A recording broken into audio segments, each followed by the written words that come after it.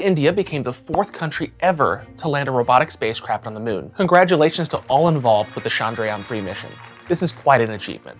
That landing came just days after Luna 25 experienced an unfortunate turn of events, crashing on the lunar surface.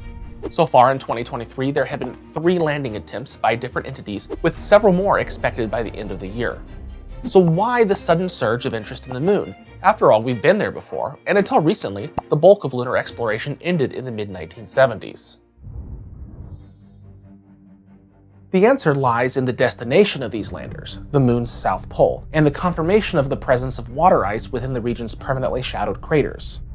Scientists have suspected the existence of water ice there for the last several decades, but it wasn't until data from NASA's Lunar Reconnaissance Orbiter and India's Chandrayaan-1 spacecraft, both launched in the late 2000s, were analyzed over the course of a decade. In 2018, the data confirmed that multiple locations of water ice existed in permanently shadowed regions of the moon, including the unexplored South Pole. During the first era of lunar exploration, robotic spacecraft from the Soviet Union and the United States, as well as the 6 crewed Apollo missions, were focused mainly around the equatorial region, which is comparatively dry. Now, the tantalizing prospect of water ice, a resource with profound implications for space travel, has ignited a fervor in the realm of lunar exploration.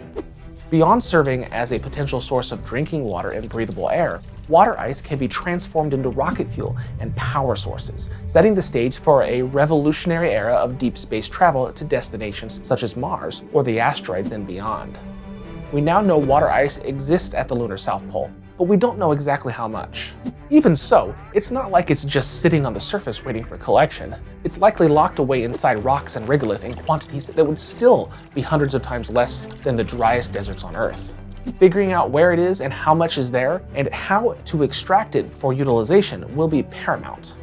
Learning to use resources on the moon could provide the key to unlocking sustainable lunar habitation and serve as a stepping stone for future deep space missions. After the first space race ended in the mid-70s, only a handful of dedicated orbital missions were attempted by Japan, the United States, and the European Space Agency until about the mid-2000s. Then, in 2009, the United States launched the Lunar Reconnaissance Orbiter as a precursor mission for the now-canceled Constellation program. It's still orbiting the moon today. Japan, China, and India also sent robotic spacecraft to the moon during a span of about 2 years between 2007 and 2009. China would continue to build up its lunar exploration skills by becoming only the 3rd country after the Soviet Union and the United States to robotically soft land on the moon, and the first to do so in nearly 40 years. The country landed a rover on the moon in 2013 and again in 2018, this time on the lunar far side, the first country to do that too. A Chinese lander also returned samples from the moon in 2020, the first to do so since the Soviet Union's last lunar mission in 1976. In 2019, Israel and India attempted to get in on the growing lunar exploration surge with the Beresheet and Vikram landers respectively. Unfortunately, both failed and crashed on the surface. Japanese company iSpace also tried in early 2023 with Hakuto-R. It too crashed. Oh, and I almost forgot, South Korea sent its first spacecraft to orbit the moon too. It launched in August of 2022 and began circling the moon that December. Its goal is to search for resources such as water ice, helium-3, uranium, silicon, and aluminum. Then in the summer of 2023, both Russia and India launched spacecraft to land on the moon, both once again targeting the South Pole in mid-August. Their aim? To look for water ice concentrations as well as the international prestige that will come along with such a find. While Russia's Luna 25 launched second, it appeared it was going to land first. The country has been out of the lunar exploration game since its 1976 Soviet Union mission. This mission carried with it the weight of a legacy rooted in the first era of space exploration.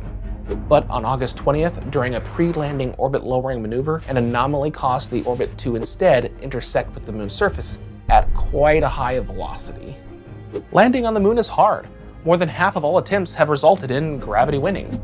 There's a long history of wrecked spacecraft on the moon from multiple countries.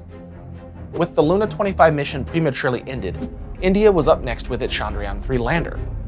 The Chandrayaan 3 mission showcases the country's rising prominence in global space endeavors. It successfully landed August 23rd, making India the 4th nation to achieve a soft landing on the moon's surface.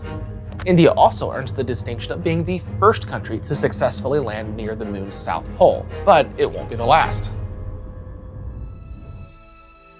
NASA has had its sights set on the moon for quite a while.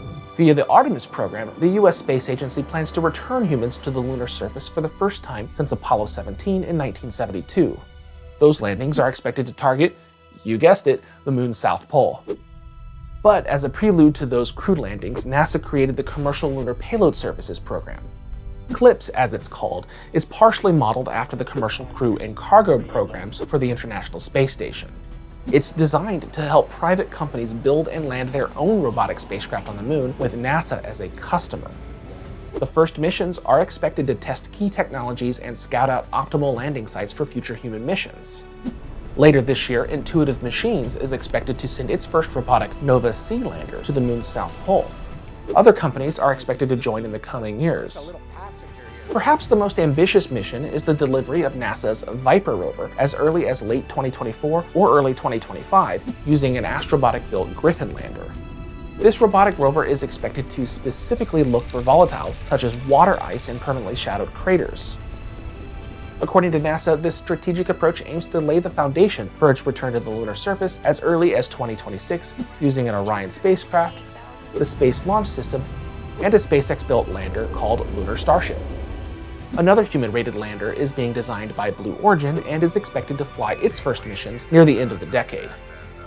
The plan is to find the right place to set up a permanent Artemis base camp, learn how to use lunar resources, and prepare for eventual trips to Mars in the mid to late 2030s. While all of this is ongoing, China also looks to capitalize on the moon water ice rush. China's ascent into the space arena has been nothing short of remarkable. Its first crewed orbital mission occurred in 2003. The first Chinese space stations were launched in the 2010s, and the country now has a permanent crewed multi-module outpost in low Earth orbit, Tiangong. The country did all of that by methodically building on a series of successful missions. It's doing that again with its robotic chang'e moon landers and will continue in 2024 when the country plans to collect samples from the South Pole Aitken Basin on the far side of the moon. Then, in 2006, it plans to deploy a rover to look for ice in the South Pole region, specifically Shackleton Crater, an area NASA happens to be looking at as a potential location for an Artemis base camp for astronaut surface missions. From there, China's moon missions are expected to increase in complexity, culminating in human landings before the end of the decade and the construction of an international robotic lunar research station in the early 2030s.